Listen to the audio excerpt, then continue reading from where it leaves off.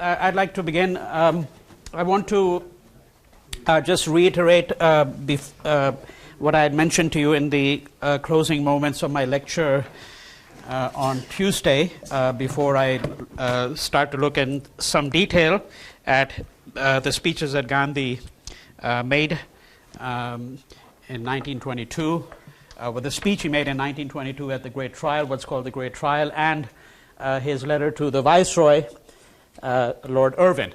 But before we do that, let me just recapitulate some of the things.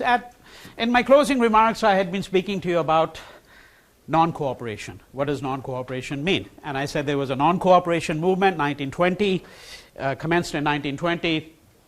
Gandhi is going to suspend the movement in early 1922. And before we delve into the reasons for why he suspended this movement, it's important to just think about what it meant.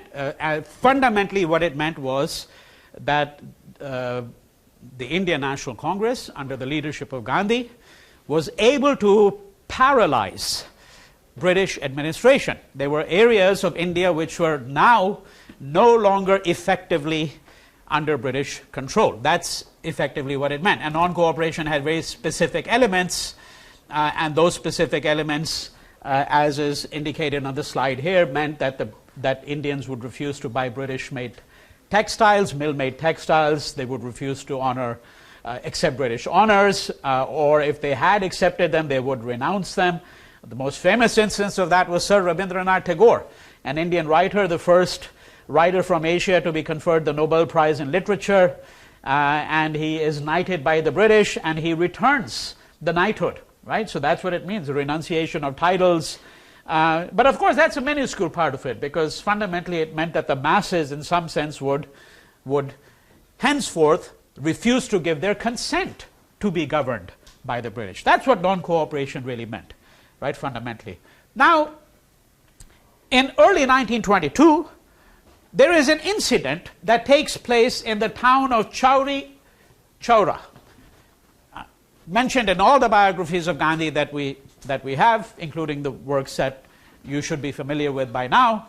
And the particular incident that happened in the town of Chauri Chaura in North India, in the state of Bihar, is there was a police station there. You have a procession of Indians who are going by. These are people who claim to be followers of Gandhi. These are nationalists. The masses have now been, as it were, involved in the nationalist movement, and things go out of control, as happens very often. When you have a large demonstration, when you have a march, a procession, sometimes things get out of hand. Partly it happens because sometimes there's an overreaction by the police or by other forces of the state to try to control the procession. To cut a long story short, what's going to happen is that the Indian crowd, the mob, as it was described in all the official documents, the mob becomes enraged, and they are going to set fire to the police station. When they set fire to the police station, you have these policemen who run out of the police station. They get hacked to pieces. There are going to be 20 policemen, all Indian, by the way, but working for the colonial state, who are going to be killed at Chauri Chaura. Now, when these people get killed, the policemen get killed, Gandhi reflects on what has happened and comes to the view, which he has adumbrated very clearly in his autobiography. He has a whole chapter which is dedicated to this in the autobiography.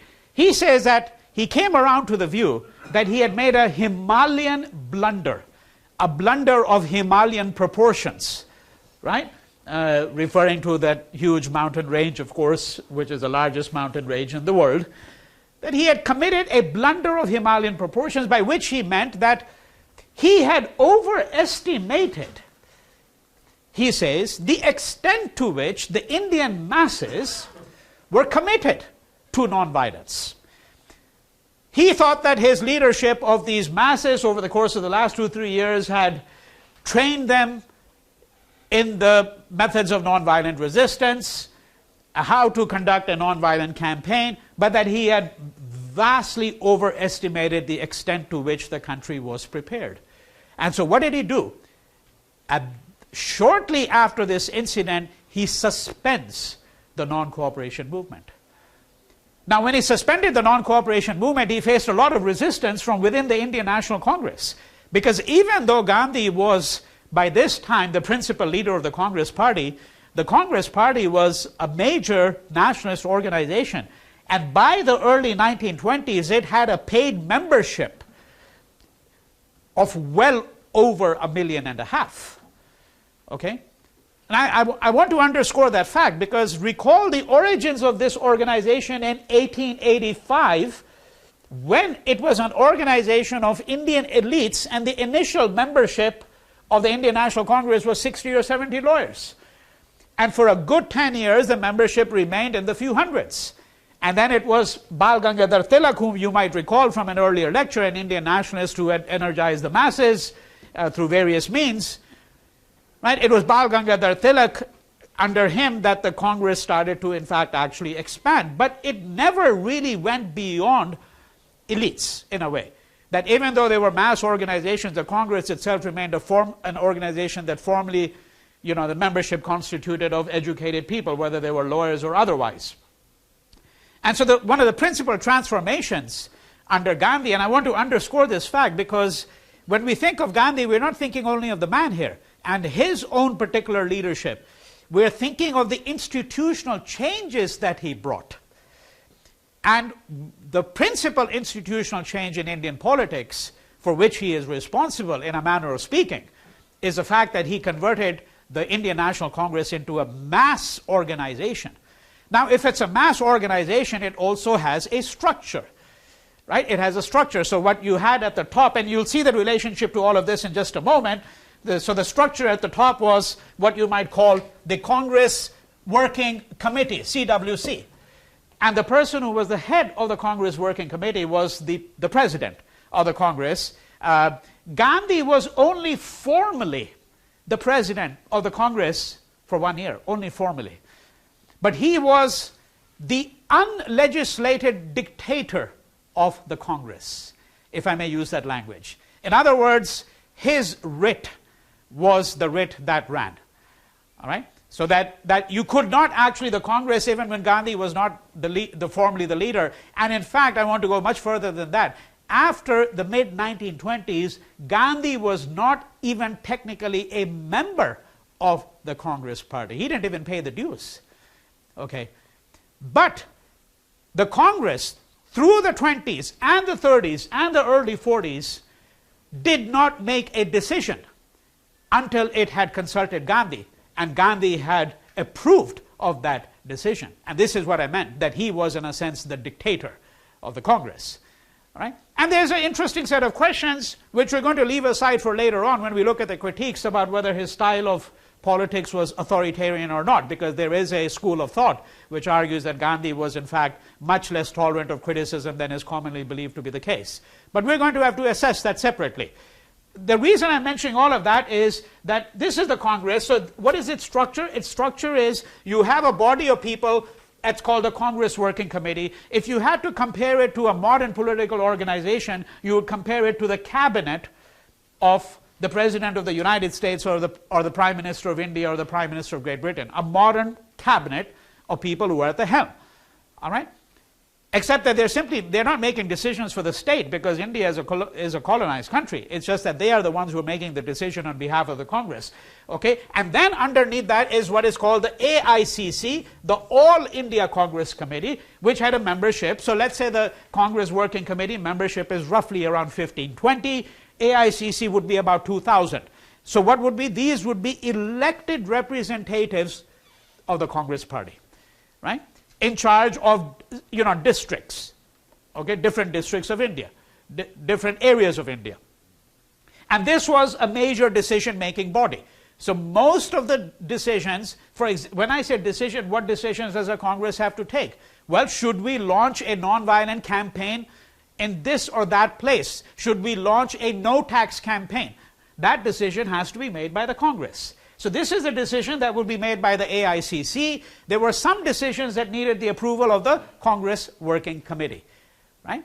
And then the AICC, these are the people who are representing the 1.5 million people who are members of the Congress. Now, this is the point. Okay, I'll get to, let me just finish this train of thought one quickly. So the critical thing here is that when Gandhi suspended the non-cooperation movement, he did not consult the AICC or the Congress Working Committee. It was a unilateral decision that he made.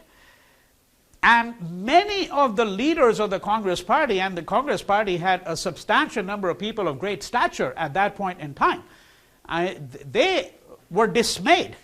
But such was Gandhi's power and stature already by early 1922 that when he made that decision, it was the law of the land, so to speak.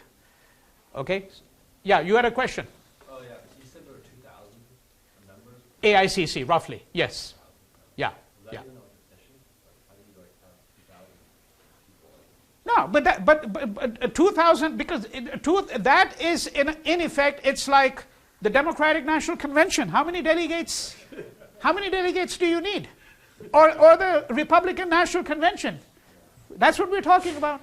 No, that's not an unwieldy number. No, not because, and that's why I'm saying there were higher level decisions. Those would go to the Congress Working Committee. Yeah. But the AICC, so in other words, it was a tiered structure. It was a tiered structure. It's like a pyramid, you know, right? And then you keep on going down and the base gets larger and larger. That's how it works.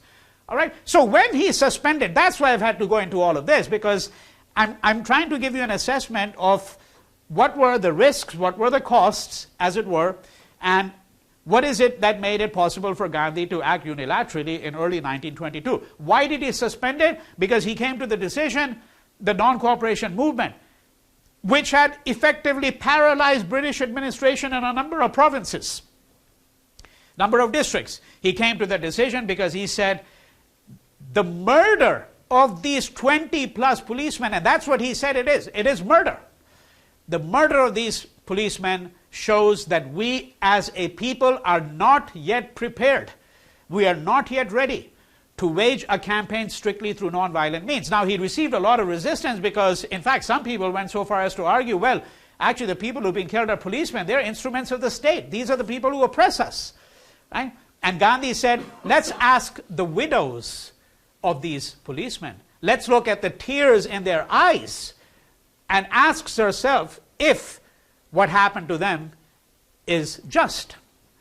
Right? That was Gandhi's response. The gist of it, we don't have the luxury of considering in substantial detail and trying to iron out all the moral complexities here. The gist of it is that the non-cooperation movement is suspended. Now, when he suspends the movement, the British thought it was a moment to strike, because they had been looking for ways to defang Gandhi. You want to arrest the man, but you need to have a reason to arrest him, because in fact, of course, not arresting Gandhi is beneficial to you. Why is it beneficial to you? Because there was this constant fear that the British had that, you know, Gandhi, for all of his resistance to colonial rule, is still a gentleman in a way, right? In other words, you know, it's possible to talk to him, but how do you talk to people who are throwing bombs, right? How do you talk to them? This was the British view, right?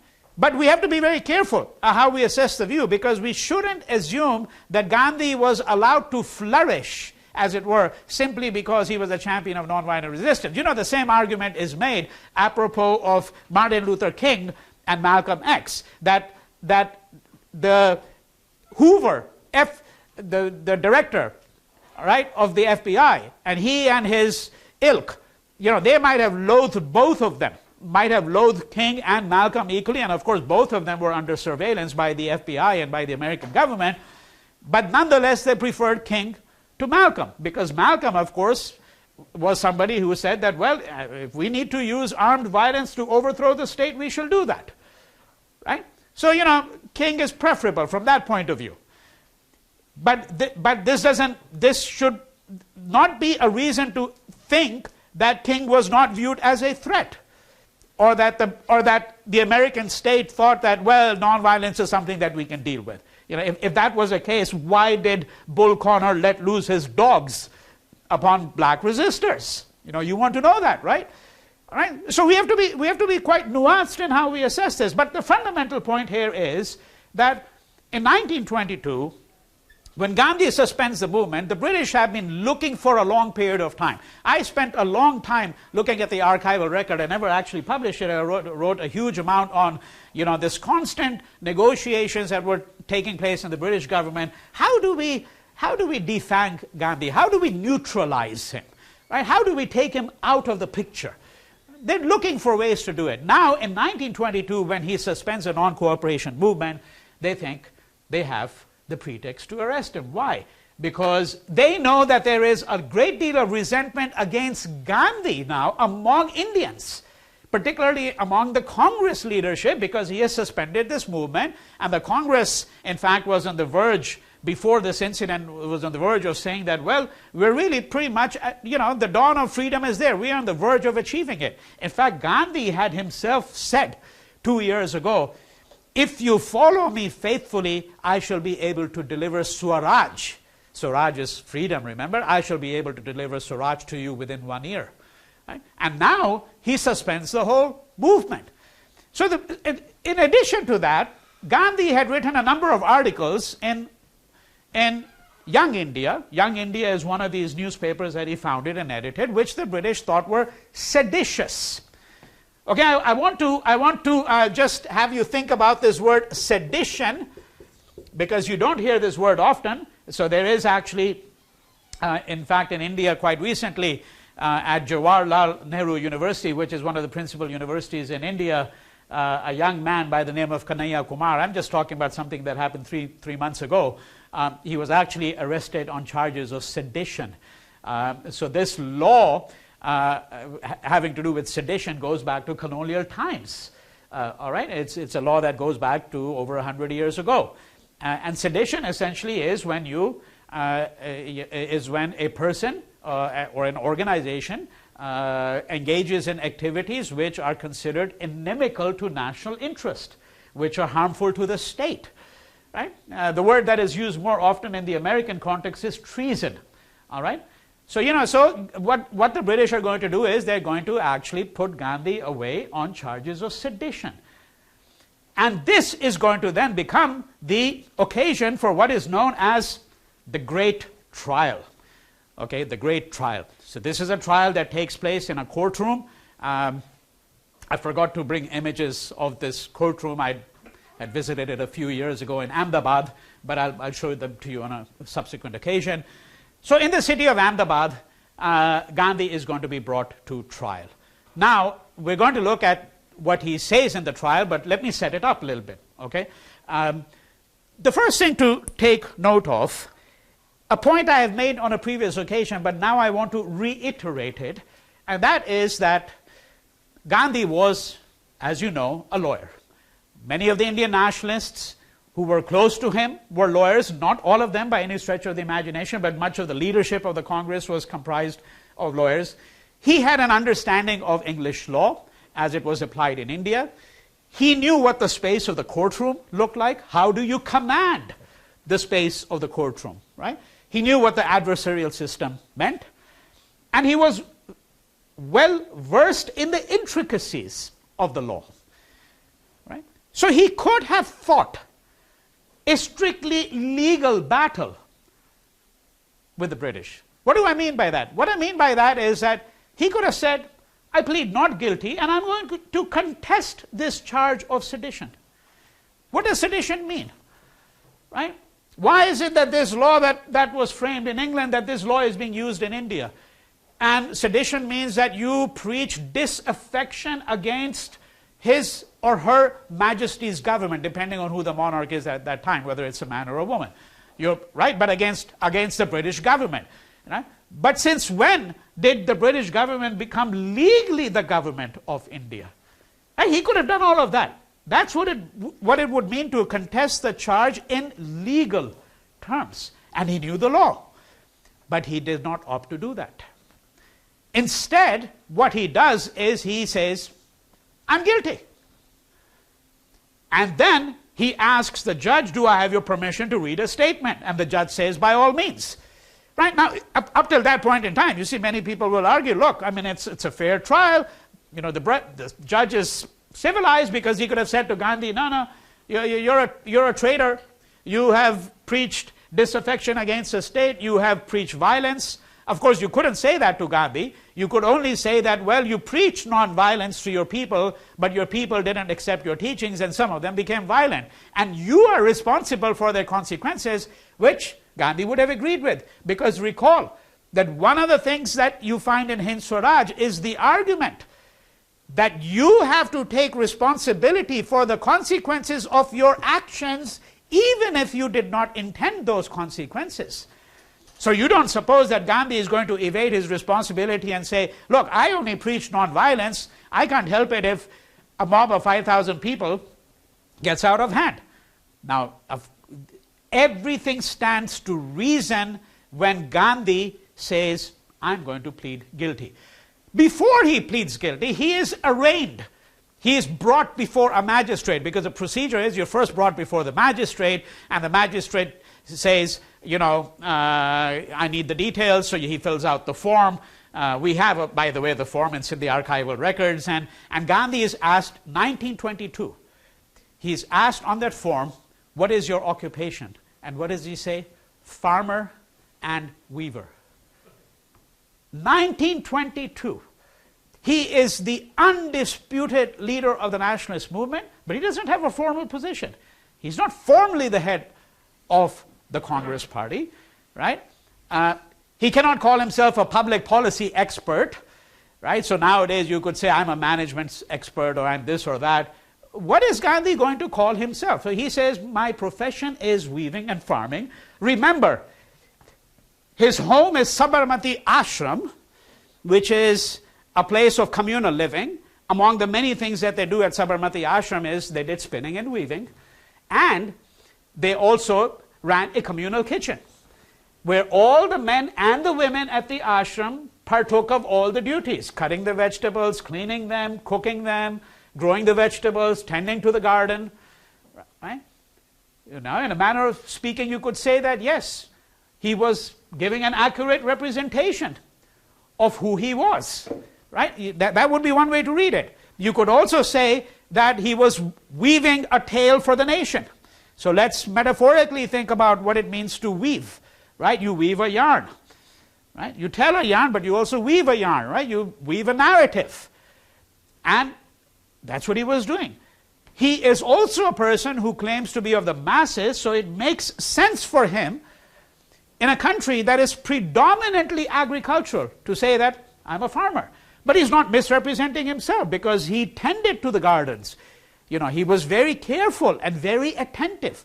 The attentiveness to detail, every single detail, is very important in Gandhi.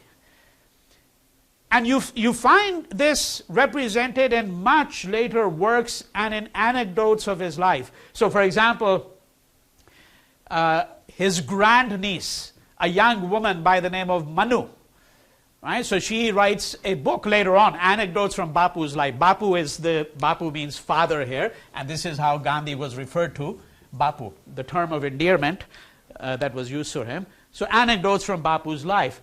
And, you know, she tells you that, you know, when she was in her teens, and you know, there would be these people who would come and visit Gandhi at the ashram where he was staying, including the greatest political dignitaries of the time.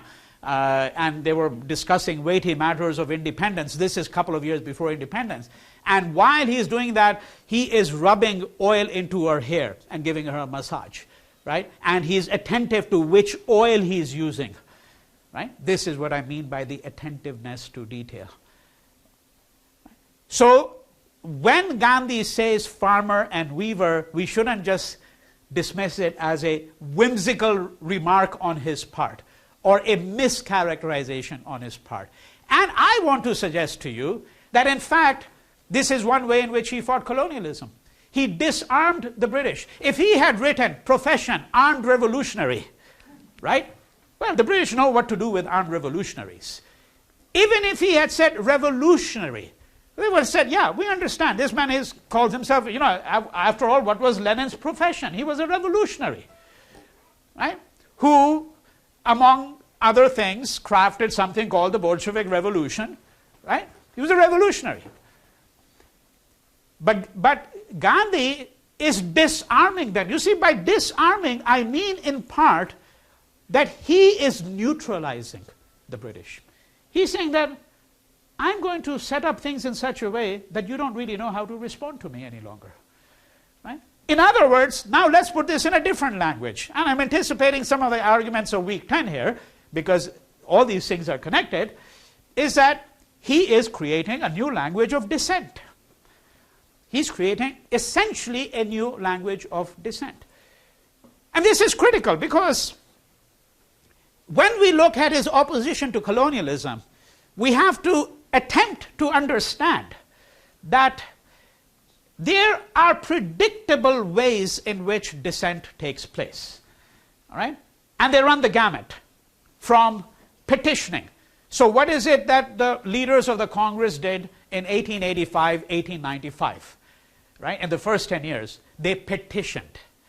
So petition means a delegation of people goes, just like, by the way, women petitioned a state in the 1880s and 1890s to get the vote, when women didn't have the vote. When did women get the vote in the United States? 1920. Right? So what did they do in the decades preceding? Because there were obviously women who were interested in getting the vote. You would form a delegation, and you go to the governor of the state or the president and say, sir, you know, here's his petition. We would like to be given the vote. That's a petition. That is one form of registering your political dissent or your political views. And then, of course, the gamut runs from there to the other extreme in which is where you resort to violence, which is what some self-described revolutionaries in India were doing.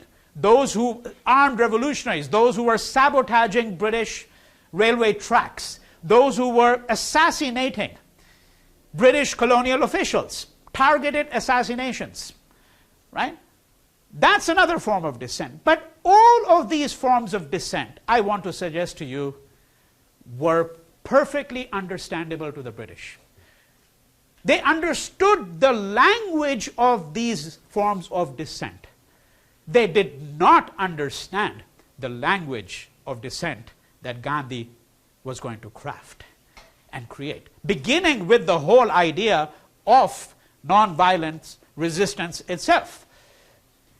And there's a very interesting anecdote in that sense, and then we'll move formally to the speech, that when Gandhi left South Africa for the last time in mid-1914, after having lived there for over 20 years. So, you know, in the last years of his life, he had entered into negotiations with the man who was then the Governor General of South Africa, a man by the name of Smuts, S-M-U-T-S, John Smuts. Right? So Smuts was the person with whom Gandhi had been negotiating, because recall that I have discussed to you the grievances that the Indians had in South Africa, the fact that they did not have the franchise, that there were restrictions on their mobility, right? Restrictions on their ability to own property, a poll tax, right? In other words, people who had been indentured laborers, many of them, the attempt was to keep them as indentured laborers. And then Gandhi had, in fact, actually been at the helm of a movement to resist these injustices. So he negotiated with Smuts. And Smuts, really, frankly, was fed up with Gandhi. He was fed up because he simply didn't know how to deal with this man. And then when Gandhi leaves South Africa, he records, he says, with an evident sigh of relief, the saint has finally left our shores. Right? It's like, good riddance, man. You know, I can deal with an armed revolutionary. If a person fires a gun at me, I can fire a gun back at him. But what do you do with a man who, in his parting gift to Smuts, presents him with sandals that he had made while he was a prisoner of Smuts? Right? So when he had been imprisoned in jail, he, handmade a pair of leather sandals, and he presents them to Smuts on leaving South Africa. You see, this is what I mean by a language of dissent that the British simply did not understand. So now Gandhi is put on trial in 1922, right? How do you plead? He says, I plead guilty. And let's now look at the wording, because you know by now that I am attentive to the wording as well, that we need to know the large picture, but we need to understand how he crafts a particular statement, what is the nature of the argument. And this is the text that I had sent a PDF to all of you of, right, which has three of his three documents from Gandhi's writings, which I put together with a little preface. And I want to just look at some of the wording of his statement. So he reads a statement in open court. Recall that he's been charged with sedition, right? Preaching hatred against the government, duly established by law, right? Preaching disaffection, and Gandhi now has to offer a statement whereby he can defend himself. But he's not, let's be very clear once again, he's not saying that I'm innocent of these charges. And one of the reasons he cannot say that is precisely because he understands that you have to take the responsibility for your actions, including the unintended consequences of your action, right?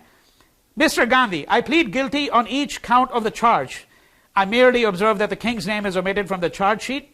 I won't go into the technicalities of all of that. Then the judge asks Gandhi associate, because recall that he had written these articles. And so the publisher, even though Gandhi was the founding editor of this newspaper, there's a publisher, and so this publisher, his name is Banker, he's being tried alongside Gandhi as well, and the judge asks, Mr. Banker, how do you plead? And he says, I plead guilty as well. All right. The prosecution says, by the way, that we would like this case to be fully heard. We would like to hear the witnesses and all of that. The judge says it's not necessary because the man has already pleaded guilty, right? Why do we need to have all of that? And so then it is under these circumstances that then Gandhi is now going to read out the written statement. And one of the things that he's going to read out in this statement is he's going to describe his journey from being a cooperator to being a non-cooperator. What do I mean when I say a cooperator? What I mean by that is the fact that until 1920, until at least the moment of the Jallianwala Bagh massacre and the Punjab disturbances, Gandhi had always adhered to the view that he was not fighting for the independence of India as such. He was fighting for the equal rights of Indians within the British Empire. And then after 1919, his political thinking changes because he is no longer going to be fighting for the rights of Indians within the empire. He is going to be fighting for the rights of Indian to self-determination, to their right, for their right to be able to separate themselves from the British and acquire legitimacy as a people. Right? That's the journey from being a cooperator to being a non-cooperator. Right? And this is what he does in the initial part of the statement that he reads. All right? So I owe it perhaps to the Indian public and to the public in England to placate which he says that this prosecution is being done to appease the people in England. Right? To placate which his prosecution is mainly taken up, that I should explain why from a staunch loyalist and cooperator I have become an uncompromising disaffectionist and non-cooperator. Right, so that you understand now. I've already explained that. And then he enumerates very briefly his political life in South Africa in 1893. Then he describes what happened with the Rowlatt Act, the Punjab disturbances, right? Not just the shooting at Jallianwala Bagh, but I had mentioned to you that the Punjab disturbances was a much larger set of events, which included, by the way, such things as the bombing of civilians from the air. Okay, so this is one of the things that the British tested out in India and Iraq, Mesopotamia. And then you have to think back, you have to think ahead you know, if I were in your place, I would think ahead to the fact that this is exactly what the Americans were doing, okay, when they launched an air attack on Iraq. And I hope that many of you are aware of the fact that Iraq was under daily bombing by the Americans for years, literally. Okay? And these strategies of terrorizing civilians from the air were in fact deployed by the British. Okay? In the Punjab in 1919. We didn't look at the whole set of the Punjab disturbances, but that's the Jallianwala Bagh was in fact actually a part of it. Now, then he says, okay, so now that he set it up, this is what he says. I came reluctantly to the conclusion that the British connection had made India more helpless than she ever was before, politically and economically. Right, so we're looking at, this whole segment is called Gandhi's Critique of Colonialism. So you can see, right, the incipient critique of colonialism here now. That the connection with Britain has economically ruined India. It's made India economically dependent. Okay? We no longer have any kind of self-reliance. And of course, we don't have political self-representation. We don't have self-determination. I reluctantly came to the conclusion that the British connection had made India more helpless than she ever was before, politically and economically. A disarmed India has no power of resistance against any aggressor if she wanted to engage in an armed conflict with him. Right? This line is, again, a line that by now you should be aware of what it means, because he's saying that, look, there's an Arms Act which actually makes it illegal for Indians to own arms. And here is this advocate of nonviolence who's saying that, frankly, this Arms Act is illegal because what it has done is it has made it impossible for India to resist physically an aggression from an outsider. Of course, Gandhi's view is we should always resist such forms of aggression non-violently. But remember the distinction between non-violence of the weak and the non-violence of the strong. That when you have the capacity to resist physically and you do not do so, that's when your non-violence is going to be tested. Here there's no test at all. He's saying that, frankly, Indians can't own arms. Therefore, what if we had a foreign aggressor, you know, who were to come into the country? What would we do? We don't have the means to resist them. We don't have the capacity. India has become so poor that she has little power of resisting famine. So now you're going to get an indictment. I'm not going to go through the whole indictment, but I want to look at the wording of just a few sentences. Because the other thing I want to suggest to you, by the way, this is a masterful command over the English language. And I can tell you, by the way, there are courses in legal rhetoric taught in many parts of the world where this trial is read. Okay? Because each word here is pregnant with meaning. Right? Before the British advent, before the British came along, India spun and wove in her millions of cottages just the supplement she needed for adding to her meager agricultural resources. Now, this is not a glorified picture of India. What he's saying is, look, our farmers make very little to begin with, right?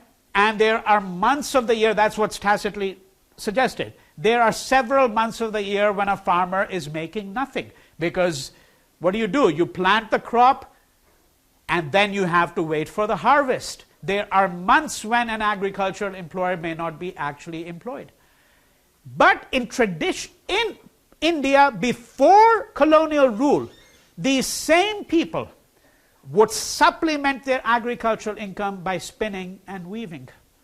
Right? This cottage industry, so vital for India's existence, has been ruined by incredibly heartless and inhuman processes as described by English witnesses. Now notice, as described by English witnesses, he says, you don't have to take my word for it. There are Englishmen who have recorded the suffering of the Indian people.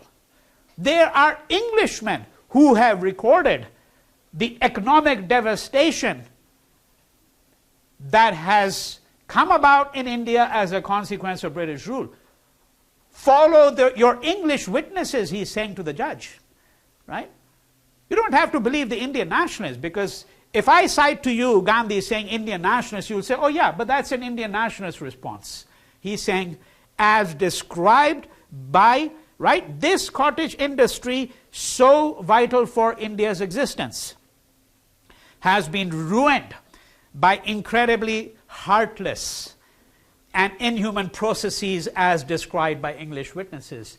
One of the things that colonialism does, recall, is it creates a disjuncture between cognition, between rationality and feeling. The British had, as E.M. Forster said, an underdeveloped heart.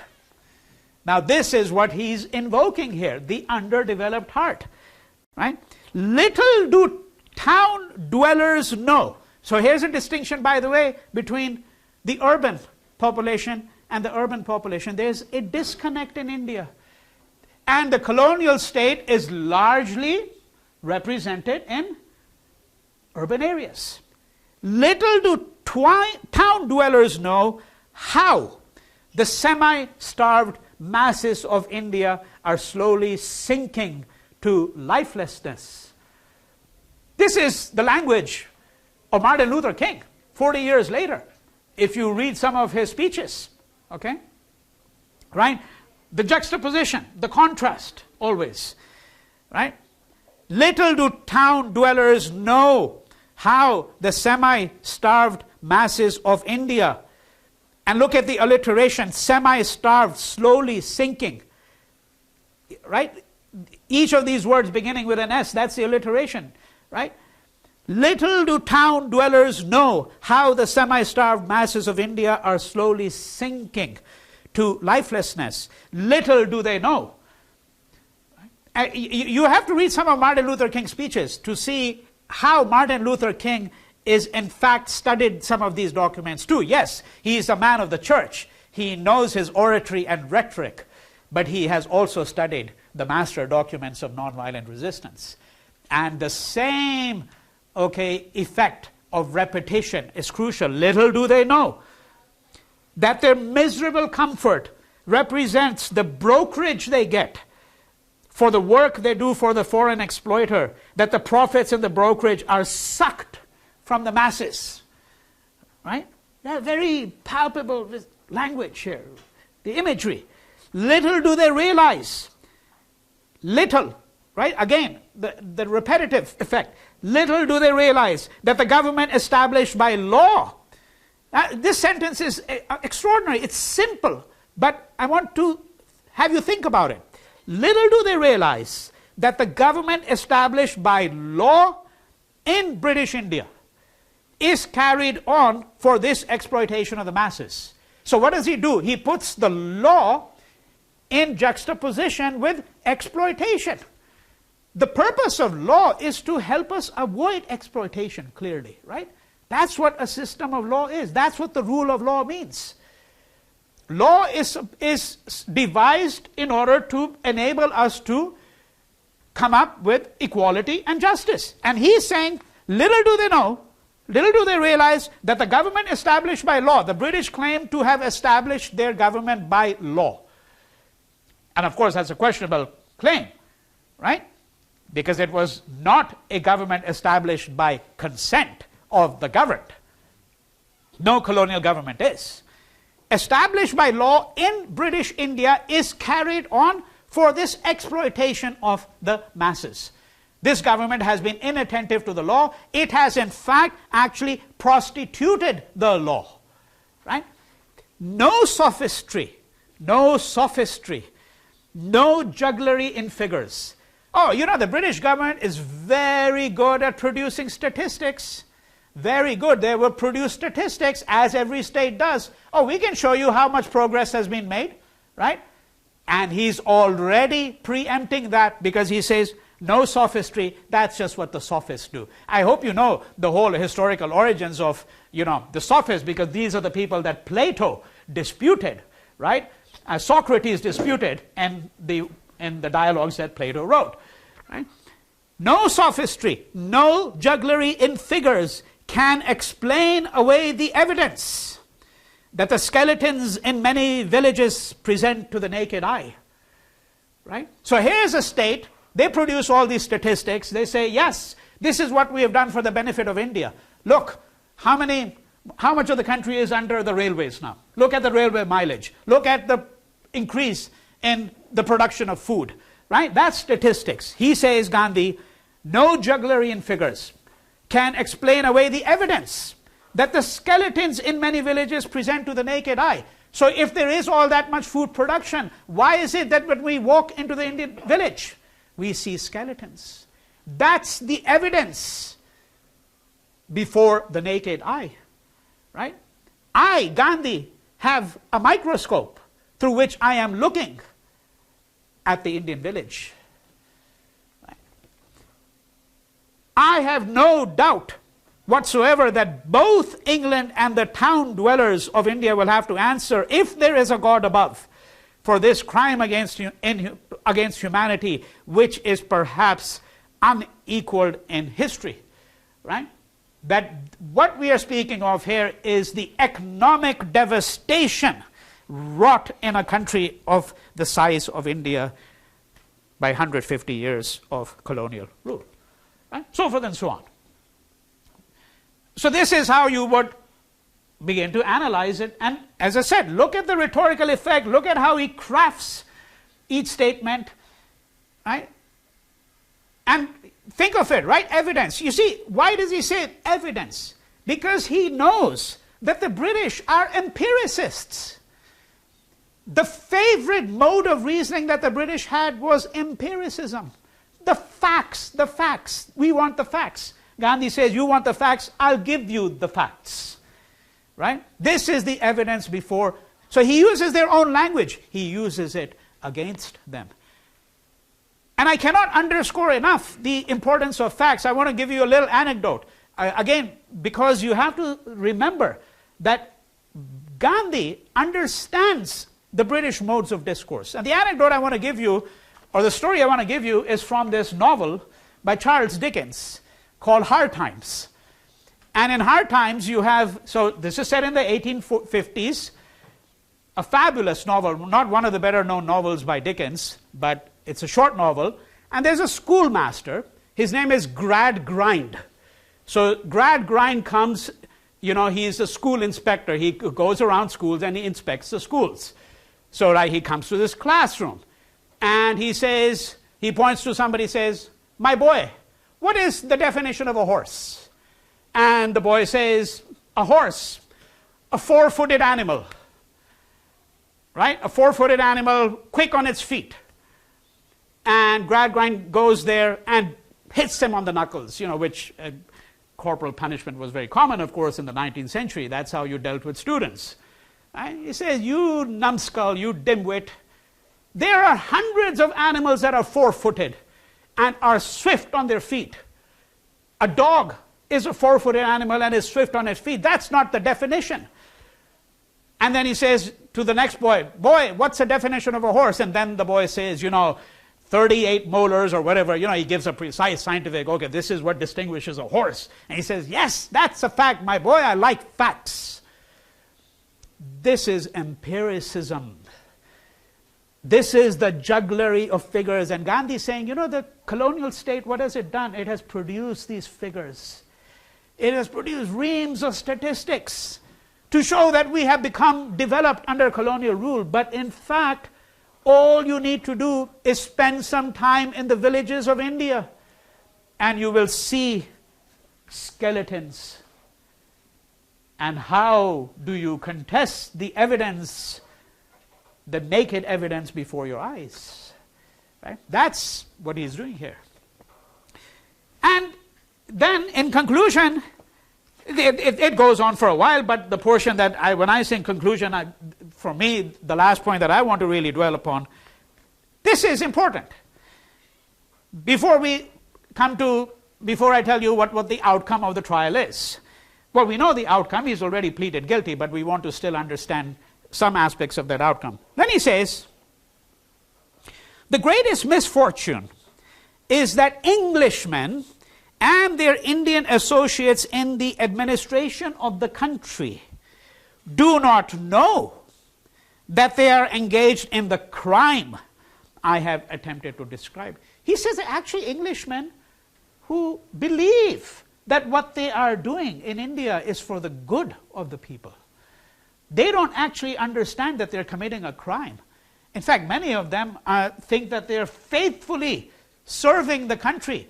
Why has an Englishman gone away from his paradise, from England, a land of rollicking hills and greenery, to this wretched country of mosquitoes, dirt, dust, poverty, right? Look at the heroic sacrifice of these Englishmen, right? That's how many of Englishmen thought of themselves. Hey, we're serving these poor, wretched masses. Look at us, we could have been having a jolly good time in jolly good England. Why aren't the Indian masses more appreciative of what we're doing? So Gandhi is invoking all of that. He says, I'm aware of how some Englishmen think about what they are doing in India. The greatest misfortune is that Englishmen and their Indian associates in the administration of the country do not know that they are engaged in the crime. I am satisfied that many English and Indian officials honestly believe they are administering one of the best systems devised in the world, and that India is making steady, though slow, progress. And so he's even saying, yeah, I understand that. That they may think they are working with the best intentions, but they don't really know what they are doing. They don't know what it is that they have wrought in the wake of this colonialism. Right? So then, the trial concludes. The judge says, frankly, look, I've never tried anyone like you in my entire life. Right? Yeah, I've never tried anyone like you in my life. I want to just read out what the judge says. Mr. Gandhi, you have made my task easy in one way by pleading guilty to the charge. I don't even have to sort of deliberate over whether you are guilty or not. You've made my task easy. Nevertheless, what remains, namely the determination of a just sentence, is perhaps as difficult a proposition as a judge in this country could have to face. The law is no respecter of persons. Meaning, you could be the Mahatma, you could be the great soul, or you could just be a no one. The law is still obligated to take your crime as exactly the same value. Right? The law is no respecter of persons. Nevertheless, it will be impossible to ignore the fact that you are in a different category from any person I have ever tried or am likely to have to try. He says, I have to contend with this fact that you're a different kettle of fish. It would be impossible to ignore the fact that in the eyes of millions of your countrymen, you're a great patriot and a great leader. See, the judge is saying that he knows the status that Mohandas has. And by the way, Mohandas is now no longer Mohandas. He is Mahatma, the great soul. By this time, he has been canonized, right? And of course, in India, it also means, among other things, that when you get canonized, that you become another one of the gods. And in India, there are millions of gods, I have to say that. So you can look at it both ways, all right? Even those who differ from you in politics look upon you as a man of high ideals and of noble and of even saintly life. But he says, I have only one duty. The duty I have is, did you break the law or not? You broke the law, and so therefore my painful duty is to actually administer the law. And if it should ever be possible to release you earlier, no one will be happier to do that than myself. Right? I mean, this is a remarkable trial in the annals of jurisprudence anywhere in the world. Right? Partly because, of course, it's conducted with such civility. There's this extraordinary rhetorical display. There's a whole critique of colonialism, right? And in fact, actually, the eyewitnesses to that, that once the whole trial was over, Gandhi is led out. He's not handcuffed, of course. I mean, no need to handcuff Mohandas Gandhi, he walks out, and there are these people who fall at his feet, and then these witnesses say, this is probably what it looked like when Jesus, was crucified. That if we had to imagine what it looked like when Jesus was being crucified, this is the moment. Right? The eyewitnesses who are reporting, this is their sentiment. Then the friends of Mr. Gandhi crowded around him as the judge left the court and fell at his feet. There was much sobbing on the part of both men and women. But all the while, Mr. Gandhi was smiling, cool, and giving encouragement to everybody who came to him, so forth and so on. Now, he's given a sentence of 6 years. The precedent had been set by the sentence given to Bal Gangadhar Tilak, the Indian nationalist about whom I've spoken to you a few times, and Gandhi is going to be confined to jail. He's released after 3 years. He's released after 3 years, partly because he was in poor health, partly, and I think one should always take this with the humor with which it's intended, partly on account of good behavior.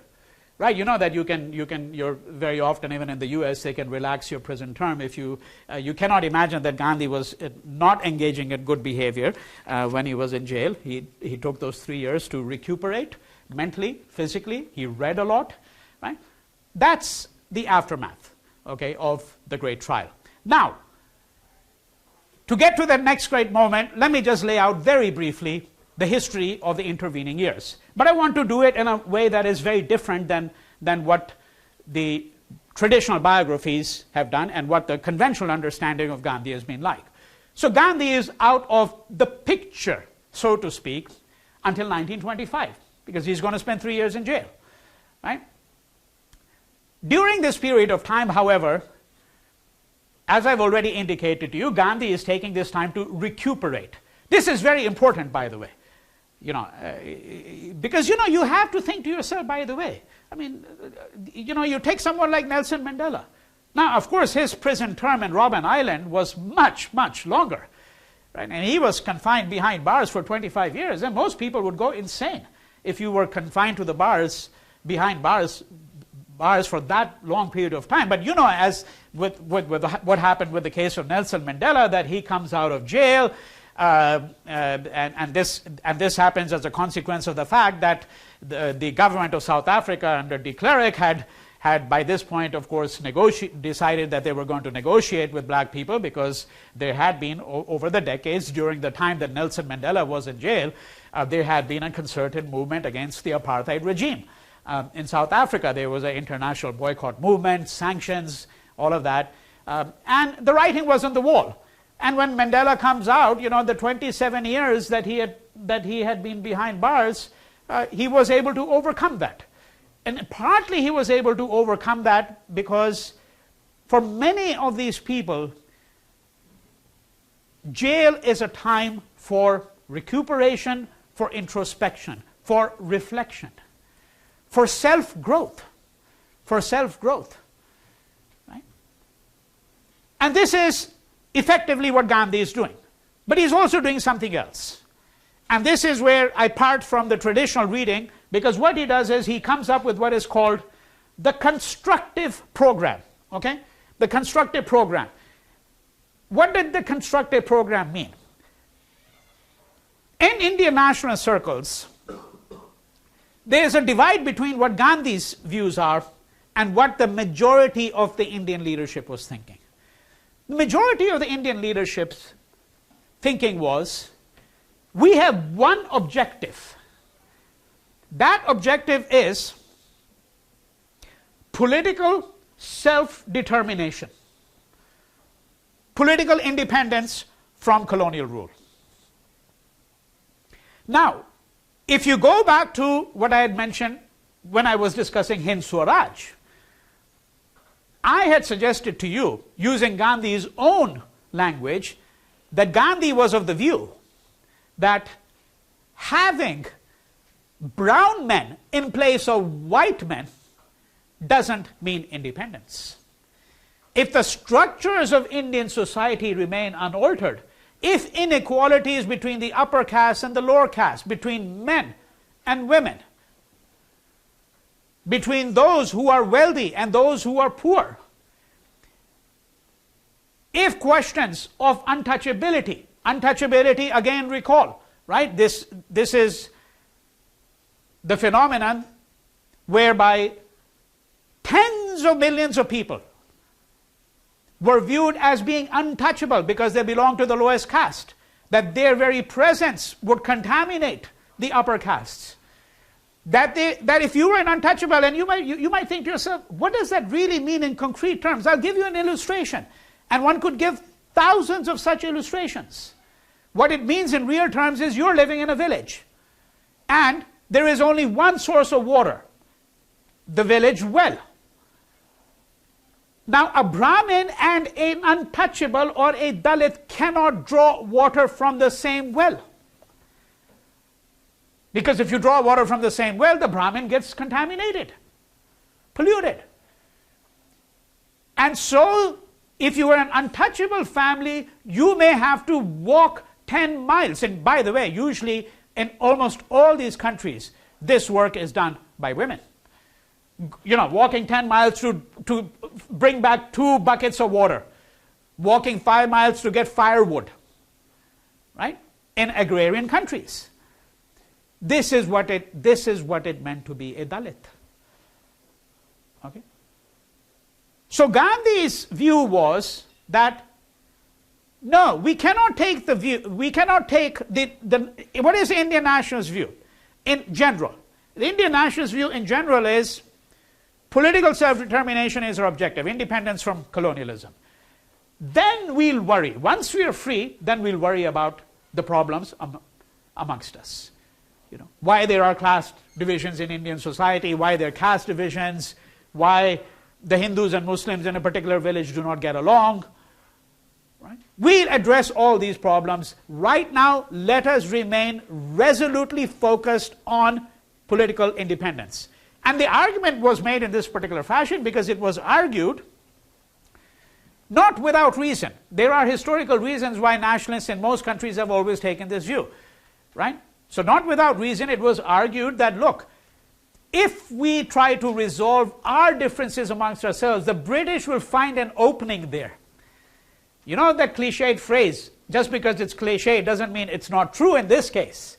Divide and rule. Right? For example, the British arguing to the Dalits that, look, in an independent India, you're just going to be the slaves of the upper castes. And we know that, by the way, that the Dalit view about colonialism was quite different. That many of the Dalits, in fact, saw colonial rule as a form of blessing. Right? So, now, if you start thinking about all these issues, the Indian nationalists argued, the British are going to actually say, hey, this is our justification for ruling you, because if we left the country, you know what's going to happen? This is going to become a Hindu upper caste, upper class dominated society. Everyone else will suffer in this society. We, the British, we have no reason to distinguish between lower caste and upper class, lower class, Hindus, Muslims. You're all Indians to us. We are interested in the welfare of all of you. Right? This is the view that we are transcendent. We are not partial to any of these communities. So the Indian nationalist view was, let's first achieve independence. We should be unified. Let's achieve our independence, and then we will try to resolve our problems amongst ourselves. Gandhi did not accept that reading. He did not accept that reading because he was very clearly of the view, unquestionably, very clearly of the view that if we do not address these problems simultaneously while we are fighting for independence from colonial rule, in fact, we never will address them. That it cannot be the case that social, economic, cultural independence, that the independence of women or minorities or lower caste people, that these issues, it cannot be the case that these are lesser issues than independence from colonialism itself. And so what is a constructive program? Gandhi puts into place what he calls a constructive program. And I want to, and where my reading departs from all other readings is, it is not simply a way for Gandhi to rejuvenate the country. It is in fact also a critique of colonialism. Because he is suggesting, and this is where you have to go back to Hind Swaraj, he is suggesting the reason why the British are here in the first place, why they have been able to dominate us as a people, is because of our own weaknesses. It is our weaknesses, it is our exploitation of our women, of our Dalits, that makes us vulnerable to colonialism. So what did the constructive program mean in tangible terms? It meant a great many things, such as the fact that Gandhi went around the country after he's released from jail, right, promoting spinning and weaving. But he's creating the rudiments of this in jail already, right? He advocates prohibition. I've spoken to you about that before, right? A ban on the consumption of alcohol. He advocates self-reliance, that people should be taught how to develop entrepreneurship skills, manufacturing, right? So forth and so on. This is called the constructive program. And of course, a constructive program included a great many things having to do with relations between the upper caste and the lower caste. That we have to teach the upper castes why untouchability is a crime against humanity and against God, right? How do we learn as a people to sit down at the same table, whether we are upper caste or lower caste? The same question that Martin Luther King was asking in his famous I Have a Dream speech, where he says, it is only when the children of slaves and the children of slave owners can sit at the table of brotherhood, right? It's that same argument. So the constructive program is a very elaborate program that Gandhi develops, and it was not simply a way to rejuvenate the country. It's actually an anti-colonial critique. It's a way to develop self-reliance and all of that. But the Indian nationalists, his contemporaries, many of them saw it as a distraction. They said, no, this is distracting us from the great goal. The great goal is independence from colonial rule. Now, the years go by. Gandhi has steeled himself, prepared himself for the next phase of the fight. And what is the next phase of the fight going to be? And there is restlessness in the Congress, because this is now 1929, 1930 that we're talking about. The masses are saying, well, where's the political independence? You, Mahatma Ji, you had promised us Swaraj in 1 year. Now it's 1930. You had promised us Swaraj, independence, in 1 year in 1920. Right? Because again, for many people it was difficult to understand that this Gandhi saw the constructive program as a political action. For them, political action means, if not firing bombs or shooting, fascists or tyrants, it means at least having a non-violent campaign movement. So what does Gandhi do? He thinks about this for a period of time and then finally says, I'm going to violate the salt laws. The salt laws. Long story. There's a hint of it in Hind Swaraj already. The production, distribution, merchandising, and sale of salt was a state-owned monopoly in colonial India. Salt is an essential commodity. Iodine. Right? This is a hot tropical country. You sweat all the time. Salt is, of course, used as a preservative as well. It's used, of course, to make the food flavorful, but it has many purposes, particularly in a hot and tropical country. And Gandhi says the price of salt is far too much. Common people cannot afford it. There's a colonial law, which I've already indicated, which makes possible a British monopoly. So what does he do? He writes a letter. I mean, this is, again, something completely outside the annals of revolutionary histories, as they're called. He writes a letter to the Viceroy saying, this is what I propose to do. I'm going to march from my ashram I'm going to march from my ashram, and I'm going to go all the way to the coast, right? I wanted to show you the route. I'm going to march. This is a march of 240 miles. I'm going to begin my march on such and such day at such and such time, and if you want, come and arrest me. Now, think of it this way. You know, for those of you who have read world history, or you've read about the beginnings of the Bolshevik Revolution, one of the fundamental things in the communist movement has always been, and certainly I can tell you for Lenin it was secrecy, utmost secrecy. You do not divulge the details of what you're going to do with your enemy, with your opposition. Gandhi says, I'm going to inform the opposition of what I'm going to do. And when the British hear what they're going to do, they laugh. They say, this is a mockery. I mean, this man is going to march, and he's going to, break the salt law? And what does it mean to break the salt law? It means that he arrives there, and you take bucket loads of water from, the sea, and then you put it on a pan, and, until the water dissolves, and you're left with salt. He's broken the salt law. Because remember, the British have a monopoly, a state monopoly by law on the manufacturing, distribution, merchandising, and sale of salt, right?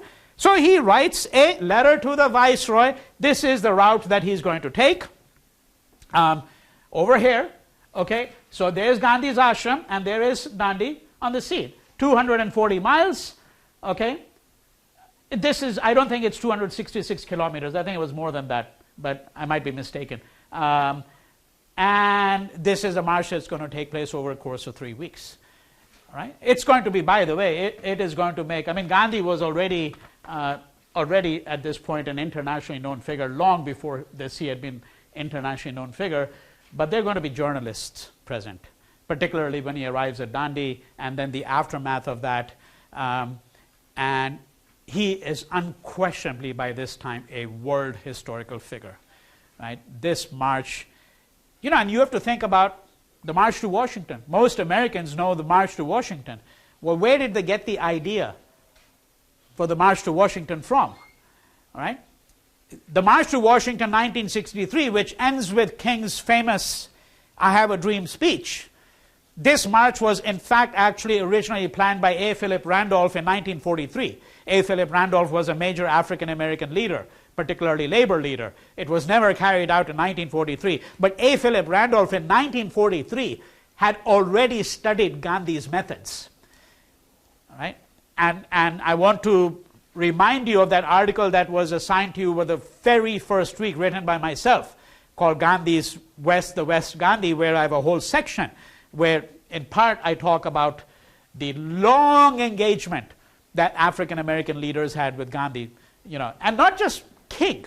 I want to make sure you understand that we're not just speaking about one man. We're talking about the fact that civil rights leaders and American black intellectuals like W.B. Du Bois from 1920 onwards had the example of Gandhi before them. In fact, there were articles constantly published in African American publications in the 1920s, 1930s, asking, where is the African American Gandhi? Where is a black Gandhi? When are we going to have an African American Gandhi? This march to Washington is inspired in part by the Salt March. Right? So Gandhi is going to write this letter. We're at the end of time today, right now, but I want you to look at the letter carefully. However, I want to remind you that Tuesday is your in-class midterm exam. So we are going to resume this discussion on Thursday. And when you come to class on Tuesday, you have to bring a blue book with you. Okay? All right.